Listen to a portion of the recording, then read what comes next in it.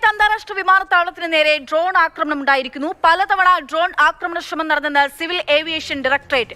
ചെറിയ നാശനഷ്ടം ഉണ്ടായെങ്കിലും ആർക്കും പരിക്കില്ലെന്ന് അധികൃതർ അറിയിക്കുന്നു. സുരേഷ് വിവരങ്ങളുമായി ചേരുകയാണ്. സുരേഷ്, നിലവിൽ ഇപ്പോൾ എങ്ങനെയാണ്, അതായത് നമ്മൾ സമാധാനം ഉണ്ടാകുമെന്ന് പ്രതീക്ഷിക്കുന്നതോറും അങ്ങനെയുള്ള വാർത്തകളൊന്നുമല്ല മുൻപിലേക്ക് എത്തുന്നത്. നിലവിലത്തെ ആക്രമണവുമായി ബന്ധപ്പെട്ടുള്ള വിവരങ്ങൾ. അക്ഷയ, കുവൈറ്റിൽ അതേപോലെ തന്നെ ഇറാഖിലെ ബസ്രയിൽ, ഒമാനിലെ സലാലയിൽ, UAE-യിൽ, ദുബായിൽ, ഇങ്ങനെ എല്ലായിടത്തും രാവും പകലുമായിട്ട് ഇപ്പോഴും ഇറാന്റെ മിസൈൽ അല്ലെങ്കിൽ ഡ്രോൺ ആക്രമണങ്ങൾ തുടരുന്നുണ്ട്. ഈ പറഞ്ഞതുപോലെ തന്നെ കുവൈറ്റ് അന്താരാഷ്ട്ര വിമാനത്താവളത്തിലും ഡ്രോൺ ആക്രമണമാണ് ഉണ്ടായത്. അതേപോലെ തന്നെ മിസൈൽ ആക്രമണ ശ്രമങ്ങളും ഉണ്ടായിട്ടുണ്ട്.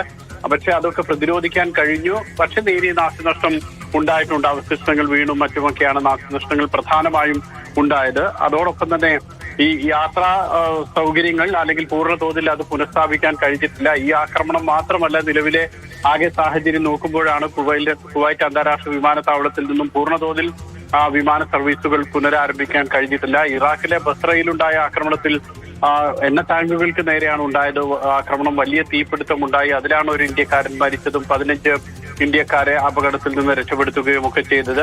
അതോടൊപ്പം തന്നെ ദുബായ് രണ്ടിടങ്ങളിലായി ഇന്നലെ രാത്രിയും ഇന്ന് രാവിലെയും ഒക്കെ ആയിട്ട് ആക്രമണം ഉണ്ടായി.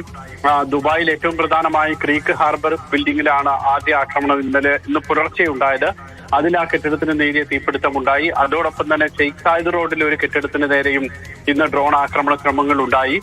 അമേരിക്കയുടെയോ ഇസ്രായേലിന്റെയോ നിയന്ത്രണത്തിലോ അല്ലെങ്കിൽ അവർക്ക് പങ്കാളിത്തമോ ഉള്ള സ്ഥാപനങ്ങളിലേക്ക് ആക്രമണം നടത്തുമെന്ന് കഴിഞ്ഞിടെ ഇറാൻ പ്രഖ്യാപിച്ചിരുന്നു. ഇതിന്റെ ഭാഗമായിട്ടാണ് അമേരിക്കൻ പങ്കാളിത്തമുള്ള ബാങ്കുകൾ പ്രവർത്തിക്കുന്ന സ്ഥാപനങ്ങൾക്ക് നേരെ, അല്ലെങ്കിൽ ഇറാഖിലാണെങ്കിൽ ബസ്രയില് ആക്രമണം നടത്തിയിട്ടുള്ള കപ്പലിന്റെ ഉടമകൾ, ഉടമസ്ഥാവകാശം അമേരിക്കൻ കമ്പനിക്കാണ്. അതിന്റെയൊക്കെ പേരിൽ ആക്രമണം നടത്തുന്നു. ഇങ്ങനെ വ്യാപകമായിട്ടുള്ള ആക്രമണം ഇത്തരത്തിൽ ഈ അമേരിക്കൻ അല്ലെങ്കിൽ ഇസ്രായേൽ സ്ഥാപനങ്ങളെല്ലാം തെരഞ്ഞു പിടിച്ചുള്ള ഒരു ആക്രമണമാണ് നടക്കുന്നത്. കുവൈറ്റിൽ ഡ്രോൺ ആക്രമണ ശ്രമം ഉണ്ടായിരിക്കുന്നു. അന്താരാഷ്ട്ര വിമാനത്താവളത്തിലാണ് ഈ ആക്രമണ ശ്രമം.